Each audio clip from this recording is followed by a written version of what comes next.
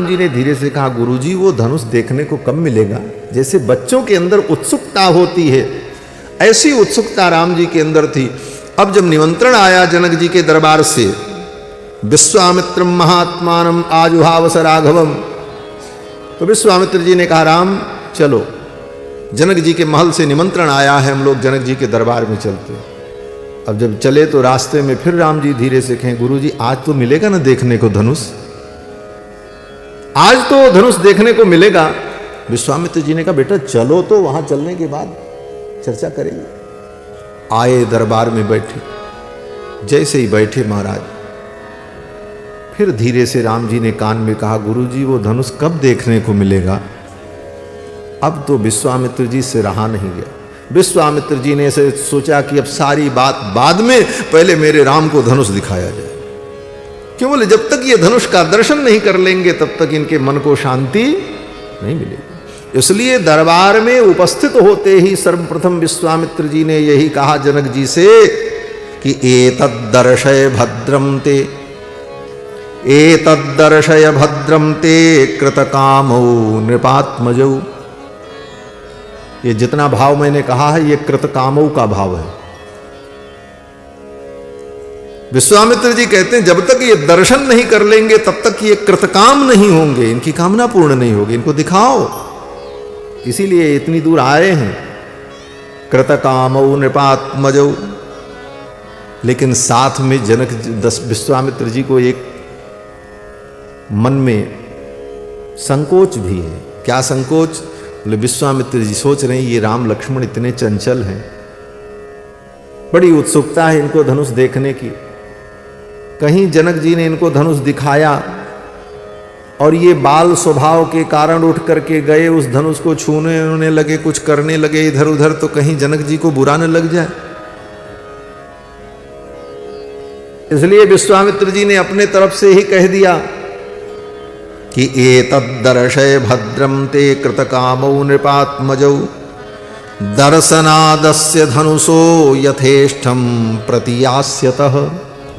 केवल इनको धनुष दिखा दो, ये देख लेंगे और जैसे आए हैं वैसे ही चले आएंगे, ये कुछ करेंगे नहीं।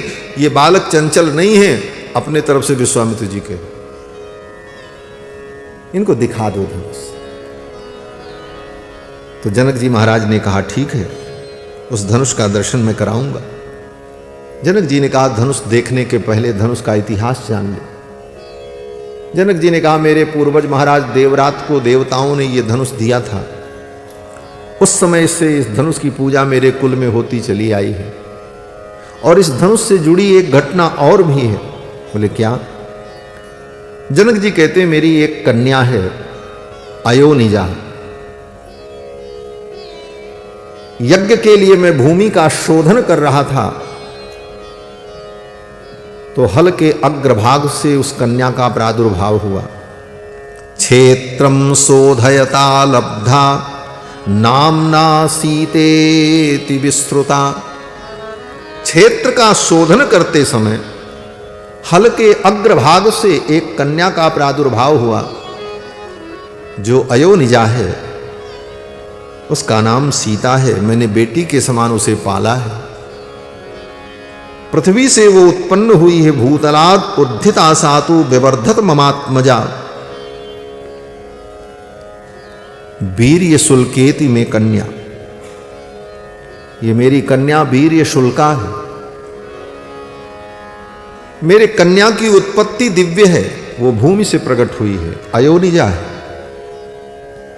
तो मैंने विचार किया, जिस कन्या का जन्म प्राकट्य भूमि से हुआ, जो अयोनिजा है, ऐसे पुरुष को, ऐसी कन्या को मैं ऐसे पुरुष को दान करूं, जो पुरुष भी इसी प्रकार का दिव्य और विलक्षण हो।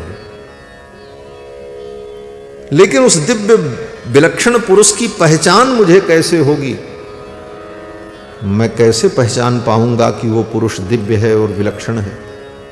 तो मैंने एक प्रतिज्ञा कर ली कि मेरे यहां जो धनुष है, ये भगवान शंकर का, इस धनुष पर जो डोरी चढ़ा देगा, जो प्रत्यंचा चढ़ा देगा, वो मनुष्य नहीं होगा। क्यों? बोले मनुष्य तो इस पर प्रत्यंचा चढ़ा ही नहीं सकता। क्वा गतिर ही मनुष्याणाम तोलने पूर्णे पीवा। इस धनुष को उठाना और इस पर प्रत्यंचा चढ़ाना ये मनुष्य के बस की बात नहीं। तो मैंने यही थर्मामीटर रखा, यही फार्मूला बनाया जनक जी ने कि कैसे मैं पहचानूं कि ये पुरुष विलक्षण और दिव्य है जिसके साथ मैं अपनी कन्या का विवाह करूं। तो जो व्यक्ति इस धनुष पर प्रत्यंचा चढ़ा देगा वो साधारण नहीं होगा। ये मैंने एक मानक रखा, और जो वीर इस धनुष पर प्रत्यंचा चढ़ा दे उसके साथ मैं अपनी बेटी का विवाह करूंगा। लेकिन हे महाराज, मेरी इस प्रतिज्ञा को सुनकर के बड़े बड़े राजा आए, लेकिन कोई भी इस धनुष को तिल भर उठा नहीं सका। प्रत्यंचा चढ़ाना तो दूर की बात, तिल भर भी धनुष को उठा नहीं सके। और अंत में सभी राजाओं ने मिलकर के योजना बनाई कि राजा जनक की नगरी को घेर लो और राजा जनक को समाप्त कर दो और सीता को छुड़ा लो। फिर आपस में हम लोग युद्ध करके निर्णय करेंगे सीता किसको प्राप्त होगी। रोषेण महता विष्टा पीडयन मिथिलाम पुरीम। चारों तरफ से राजाओं ने मेरे नगर को घेर लिया। 1 वर्ष तक युद्ध चला, मेरी संपूर्ण सेना समाप्त हो गई। फिर मैंने देवताओं की आराधना की। देवताओं की आराधना से मुझे विलक्षण सेना प्राप्त हुई, जिस सेना के द्वारा उन राजाओं का पराभव हुआ। उसके बाद कोई राजा मेरे नगर की ओर आंख उठा करके नहीं देख सका। लेकिन हे मुनिवर, मेरी कन्या सीता का विवाह अभी तक नहीं हुआ। यद्यस्य धनुषो राम कुर्याद आरोपणम मुनि। अब अपने मन की बात जनक जी कह रहे हैं। जनक जी कहते हैं, मुनिवर, अगर ये रघुनंदन राम इस धनुष पर प्रत्यंचा चढ़ा दें तो सुताम अयो निजाम सीताम दद्याम दासरथेरहम। मैं अपनी इस अयो निजा कन्या सीता का इनको दान कर दूंगा, इन्हीं के साथ मैं अपनी बेटी का विवाह कर दूंगा।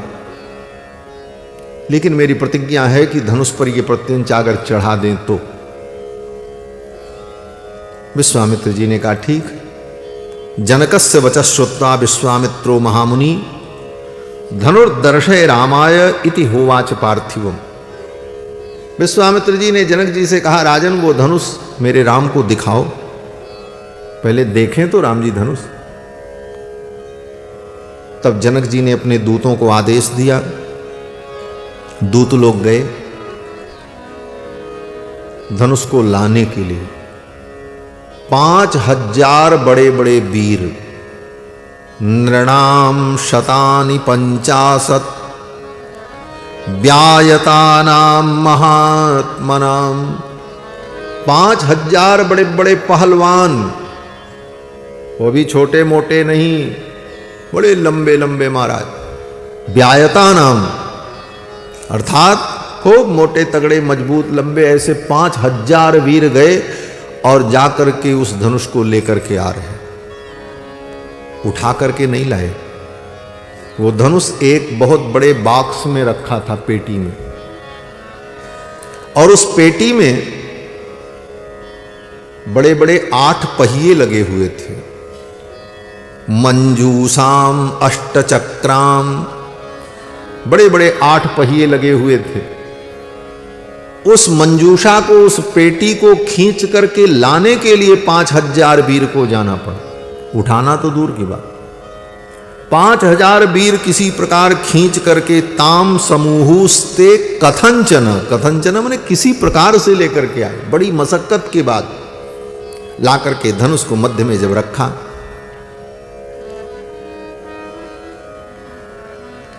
तो जनक जी ने एक बार फिर कहा, मुनिवर, इस धनुष को बड़े बड़े वीर नहीं उठा सके। नैतत् सुरगणा सर्वे सासुरा न च राक्षसा गंधर्व यक्ष प्रवराह सकिन्नर महोरगाः क्व गतिर्हि मनुष्याणाम धनुषस्य प्रपूरणे। जनक जी कहते हैं, मुनिवर, इस धनुष को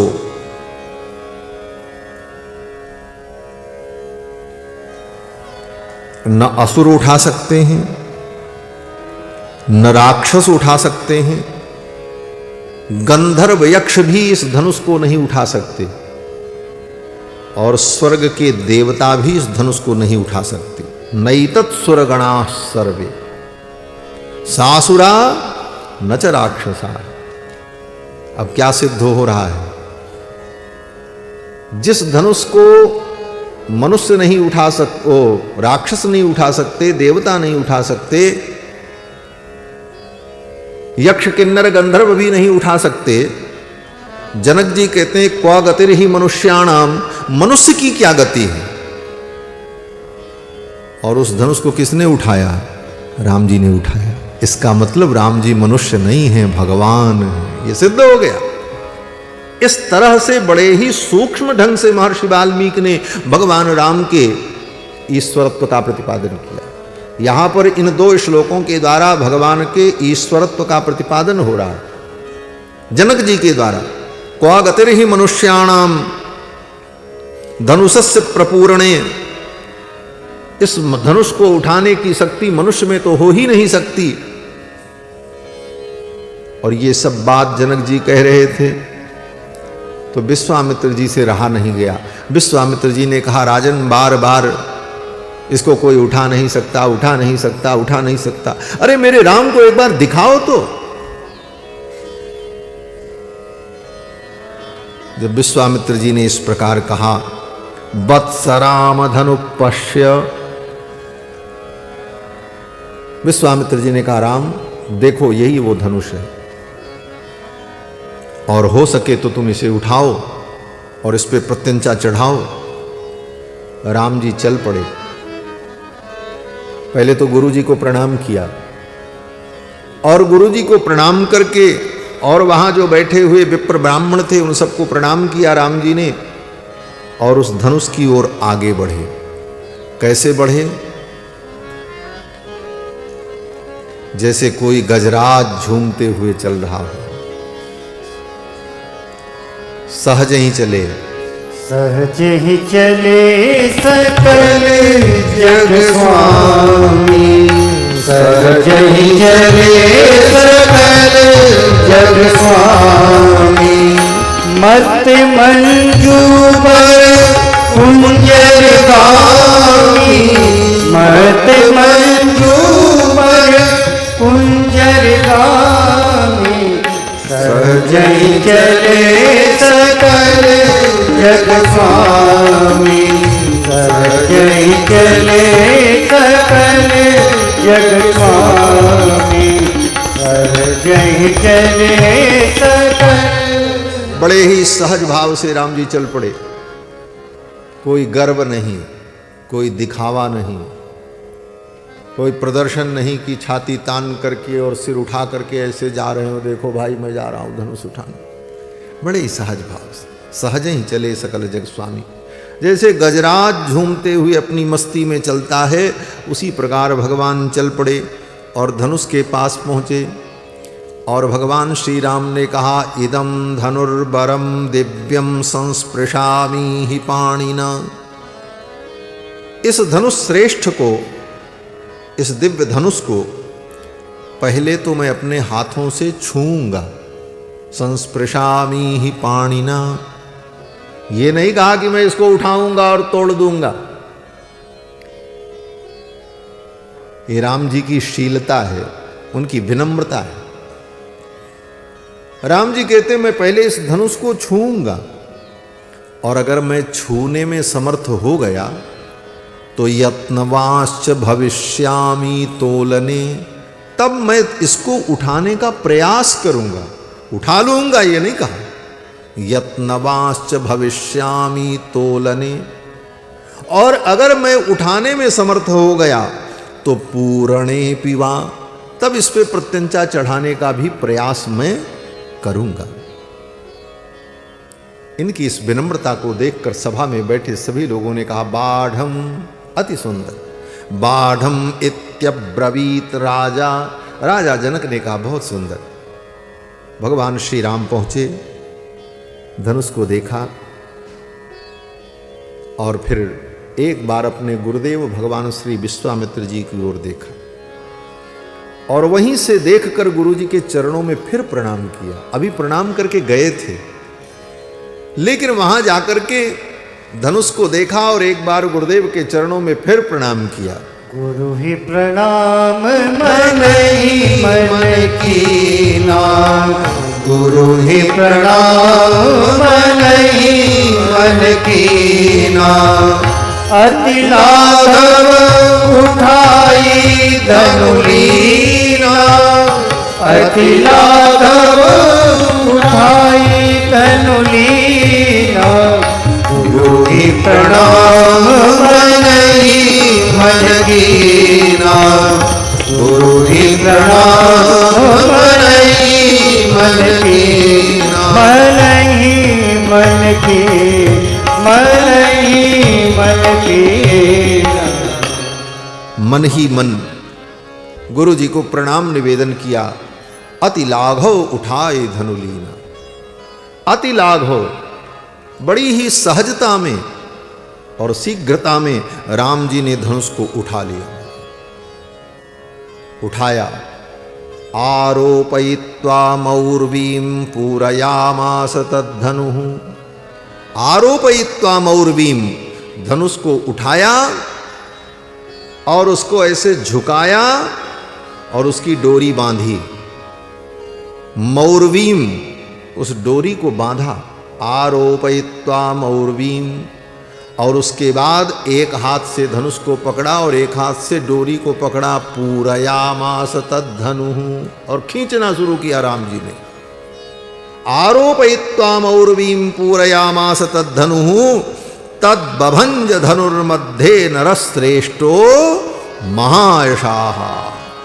खींचा जोर से धनुष को, ऐसे यहां तक खींचते खींचते इतना खींच दिया कि धनुष का जो हिस्सा था बीच से ही टूट गया। अरे वैसी सुंदर ध्वनि हुई महाराज। धनुष जब टूटा, ये तो कहने में हमको देर लग गई, कहने में देर लग गया, 10 सेकंड लगा होगा कम से कम, लेकिन राम जी को तोड़ने में 1 सेकंड भी नहीं लगा। गोस्वामी जी महाराज कहते हैं, लेत चढ़ावत खेचत गाड़े, लेत चढ़ावत खेचत गाड़े। काहू न लगा देख सब ठाणे, काहू न लगा देख सब ठाणे। तेरी छन राम मत धनु तोरा, तेरी छन राम मत धनु तोरा।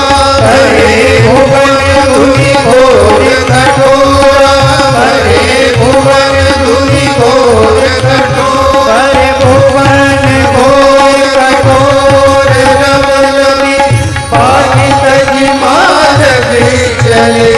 एक रही दिग्गज डोल मई, कोल कोरम कल मले। सूर्य असुर मुनि कर काम दीने, सकल विकल विचारहि। ओ कनड़ खंड उराम तुलसी, जयति वचन उचारहि। जयति वचन उचारहि, जयति वचन उचारहि। भगवान ने धनुष को उठाया। लेत चढ़ावत खींचत गाड़े, कब लिया, कब चढ़ाया और कब खींचा, कोई देख नहीं पाया। क्षणार्ध में धनुष टूट गए, और जब धनुष टूटा तो ऐसी भयंकर ध्वनि हुई महाराज, दशों दिशाएं गुंजायमान हो गई। महर्षि वाल्मीकि कहते हैं कि भूमि कंपश्च सुमहान, भूकंप आ गया महाराज। भूमि कंपश्च सुमहान, पर्वतस्येव दीर्यतः मानो पर्वत फट गया हो पट पट पट पट करके, ऐसी ध्वनि प्रकट हुई। कल्पना करो कि कोई विशाल पर्वत हो और उस पर्वत के अंदर विस्फोट हो जाए और पर्वत के टुकड़े टुकड़े हो जाए तो कितना भयानक रव प्रकट होगा, ऐसी ध्वनि प्रकट हुई। पर्वत सेवदीर्यता। और इसका परिणाम क्या हुआ? महर्षि वाल्मीकि कहते हैं, निपेतुश्च नराः सर्वे तेन शब्देन मोहिताः। वहां जितने लोग थे सभा के अंदर, सब लोग धड़ाम धड़ाम गिर पड़े। भयंकर ध्वनि हुई, सब डर गए। हुआ क्या? भूकंप आया, क्या हो गया? ब्रह्मांड फट गया? किसी को कुछ समझ में नहीं आया और धड़ाम धड़ाम जो जहां थे वहीं गिर पड़े। निपेतुश्च नराः सर्वे तेन शब्देन मोहिताः। ये वाल्मीकि जी की वाणी अतिशयोक्ति नहीं है, यहां तो सब कुछ यथार्थ है। हसितम भासितम चैव गतिर यावच्च चेष्टितम तत्सर्वं धर्म वीर्येण यथावत् संप्रपश्यति। सब लोग गिर गए। प्रश्न हुआ, बोले सब लोग गिर गए? तब तो राम जी भी गिर गए होंगे, लक्ष्मण जी भी गिर गए होंगे, विश्वामित्र जी भी गिर गए होंगे। कहते नहीं, जो नहीं गिरे उनका नाम भी सुन लो। वाल्मीकि जी लिख रहे हैं, सब लोग तो गिर गए। निपेतुश्च नराः सर्वे तेन शब्देन मोहिताः वर्जयित्वा मुनिवरम। विश्वामित्र जी नहीं गिरे, वो खड़े रहे। वर्जयित्वा मुनिवरम राजानम तौ च राघवौ। राजा जनक नहीं गिरे और राम लक्ष्मण नहीं गिरे। विश्वामित्र जी और जनक जी महाराज, राम और लक्ष्मण, इन चार को छोड़कर वहां जितने लोग थे सब गिर पड़े। वहां जनक जी के पुरोहित जो सतानंद जी थे वो भी ढुनक गए महाराज। बोले एक और नहीं गिरे। बोले कौन? बोले श्री जानकी जी नहीं गिरी। उनकी जो सखियां उनको संभाल कर रही थी वो तो अब इधर उधर हो गई, डिसबैलेंस हो गई, लेकिन जानकी जी नहीं। क्यों? बोले जानकी जी तो भूमिजा है और भगवान में और जानकी में कोई अंतर नहीं है, इसलिए भगवान नहीं गिरे तो जानकी जी भी नहीं गिरी। क्यों? बोले गिरा अरथ जल बीच सम कहियत भिन्न न भिन्न बंदों सीता राम पद जिन्हि परम प्रिय खिन्न। अब तो महाराज सब जब गिरे तो गिरने के बाद सब उठकर के खड़े हुए, एक दूसरे को देखा, हाथ झाड़ा और सब जय जयकार करने लगे। वाह वाह क्या बात है, वाह वाह, राम जी ने तो धनुष तोड़ दिया, राम जी ने तो धनुष तोड़ दिया। किसी को दुख नहीं, सब प्रसन्न है। और सब लोग एक ही बात कहने लगे, तोड़ दिया तोड़ दिया तोड़ दिया रे रघुवर ने धनुया तोड़ दिया रे। तोड़ दिया तोड़ दिया तोड़ दिया रे रघुवर ने धनुया तोड़ दिया रे। तोड़ दिया तोड़ दिया तोड़ दिया रे रघुवर ने धनुया तोड़ दिया रे। तोड़ दिया तोड़ दिया तोड़ दिया रे रघुवर ने धनुया तोड़ दिया रे। एक से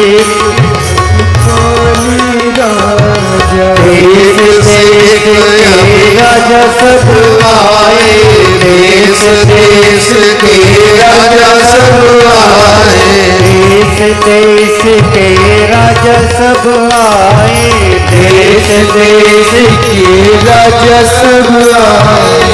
उन सब के मान को मरोड़ दिया रे रघुवर ने धनुया तोड़ दिया रे।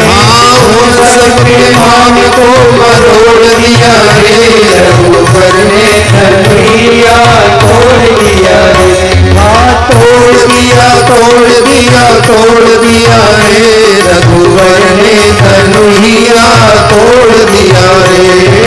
तोड़ दिया तोड़ दिया तोड़ दिया रे रघुवर ने धनुया तोड़ दिया रे। एक से एक अभिमानी राजा, एक से एक अभिमानी राजा, एक से एक अभिमानी राजा, एक से एक अभिमानी राजा। उन्हीं मूछ को मरोड़ दिया रे, रघुवर ने धनुइया तोड़ दिया रे। उन्हीं मूछ को मरोड़ दिया रे, रघुवर ने धनुइया तोड़ दिया रे। तोड़ दिया तोड़ दिया तोड़ दिया रे, रघुवर ने धनुइया तोड़ दिया रे। तोड़ दिया तोड़ दिया तोड़ दिया रे, रघुवर ने धनुइया तोड़ दिया रे। बड़े बड़े राजा आए थे, एक से एक अभिमानी राजा, उन्हों की मूछ को मरोड़ दिया रे। हमारे रघुनाथ जी ने उनकी मूछ की ऐंठन को मरोड़ दिया। ठाकुर के तो मूछ नहीं है, लेकिन बड़े बड़े मूछ वालों की पूंछ उखाड़ देते हैं ठाकुर। सबकी मूछ को मरोड़ दिया, धनुष को तोड़ दिया। किसी ने कहा राम जी केवल तोड़ते हैं और मरोड़ते हैं, धनुष को तोड़ा, मूछ को मरोड़ा, कोई अच्छा भी काम करते हैं क्या? तो मिथिला के भक्तों ने कहा कि ये केवल तोड़ते नहीं, मरोड़ते नहीं, अपितु जोड़ते भी हैं। क्या जोड़ते हैं? बोले राजा जनक की प्रतिज्ञा निभाई, सिया जी से नाता जोड़ लिया रे। राजा जनक की प्रतिज्ञा निभाई, राजा जनक की प्रतिज्ञा निभाई, प्रतिज्ञा निभाई, प्रतिज्ञा निभाई, प्रतिज्ञा निभाई, प्रतिज्ञा निभाई। राजा जनक की प्रतिज्ञा निभाई, राजा जनक की प्रतिज्ञा निभाई। सिया जी से नाता जोड़ लिया रे, रघुवर ने धनुइया तोड़ लिया रे। सिया जी से नाता जोड़ लिया रे, रघुवर ने धनुइया तोड़ दिया रे। तोड़ दिया तोड़ दिया तोड़ दिया रे, रघुवर ने धनुइया तोड़ दिया रे। तोड़ दिया तोड़ दिया तोड़ दिया रे, रघुवर ने धनुइया तोड़ दिया रे। रघुवर ने धनुइया तोड़ दिया रे, रघुवर ने धनुइया तोड़ दिया रे। बोलो श्री सीतारामचंद्र भगवान की जय। जय सीताराम। राम जी ने धनुष तोड़ दिया, राजा जनक की प्रतिज्ञा निभाई, सिया जी से नाता जोड़ लिया रे। किसी ने कहा सब लोग आनंदित हैं, जनक जी प्रसन्न हो गए, जानकी प्रसन्न है, मिथिला के लोग प्रसन्न हैं, सबको खुशी है, राम जी ने धनुष तोड़ दी। किसी ने कहा एक व्यक्ति तो दुखी होगा। बोले वो कौन होगा? बोले वो बेचारा धनुष जो टूट गया, उसको तो दुख होगा, उसको तोड़ दिया गया। बोले सब सुखी हैं, लेकिन धनुष बेचारा तो टूट गया, उसको दुख होगा। लेकिन वो टूटा हुआ धनुष बोल पड़ा, उसने कहा नहीं नहीं, हम भी सुखी हैं, हम भी प्रसन्न हैं। बोले तुमको किस बात की प्रसन्नता है? तो धनुष ने कहा जब तक हम टूटे नहीं थे तब तक हम दूसरों को तोड़ते थे, आज जब हम टूटे हैं तो राम जी को और सीता जी को जोड़ करके टूटे हैं, इसलिए मेरा टूटना भी सार्थक है, मैं प्रसन्न हूं। धनुष ने कहा हम भी प्रसन्न हैं।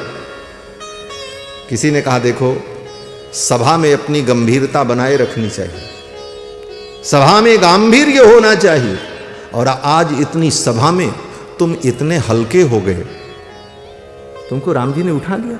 और दुनिया में कुछ लोग ऐसे होते हैं कि जबरदस्ती किसी के अंदर दुर्भाव पैदा करने का प्रयास करते, भले वो ना सोचे लेकिन उसको मजबूर करते। लोगों ने कहा रे तुम भरी सभा में इतने हल्के हो गए, तुमको राम जी ने उठा लिया, और उठाया ही नहीं, तोड़ करके डाल दिया नीचे। धनुष ने कहा मुझे कोई नहीं उठा पाया, अगर मुझे उठाया किसी ने तो परब्रह्म परमात्मा ने उठाया, उनके हाथों से मैं उठाऊं, किसी साधारण के हाथ से नहीं उठा। और जहां तक टूटने की बात है, टूट करके तोड़ करके मुझे डाल दिया, तो अगर मैं टूटा भी हूं तो टूटने के बाद गिरा भी तो राम जी के चरणों में गिरा हूं, इसलिए मुझे कोई आपत्ति नहीं। ठाकुर जी ने तोड़ करके अपने चरणों में मुझे डाल दिया, मैं भी प्रसन्न हूं। परम आनंद हुआ। मिथिला में श्री जानकी जी बरमाला लेकर के आई, सखियां सुंदर गीत गाती हुई जानकी जी को लेकर के आ रही हैं। रघुनंदन के गले में बरमाला डालनी, सखियां आई, राम जी खड़े हैं। सखियों ने कहा बरमाला पहनाओ इनको। अब किशोरी जी कैसे बरमाला पहनावे भगवान को? किशोरी जी का हाथ पहुंचता ही नहीं वहां तक। क्यों? बोले 6 वर्ष की किशोरी जी थी। राम जी का जब ब्याह हुआ ना, तो 6 वर्ष की जानकी जी थी और राम जी 12 वर्ष के, वाल्मीकि रामायण के अनुसार। अब जानकी जी भगवान के गले में बरमाला कैसे डालें? सखियों ने दुल्हा सरकार से कहा सरकार थोड़े झुक जाओ। झुक जइयो ललन रघुबीर, लली मोरी छोटी सी। झुक जइयो ललन रघुबीर, लली मोरी छोटी सी। लली मोरी छोटी, किशोरी मोरी छोटी। लली मोरी छोटी, किशोरी मोरी छोटी। लली मोरी छोटी, किशोरी मोरी छोटी। लली मोरी छोटी, किशोरी मोरी छोटी। तुम हो बड़े बलबीर, किशोरी मोरी छोटी सी। हाँ तुम हो बड़े बलबीर, किशोरी मोरी छोटी सी। रुक जइयो ललन रघुबीर, लली मोरी छोटी सी। रुक जइयो ललन रघुबीर,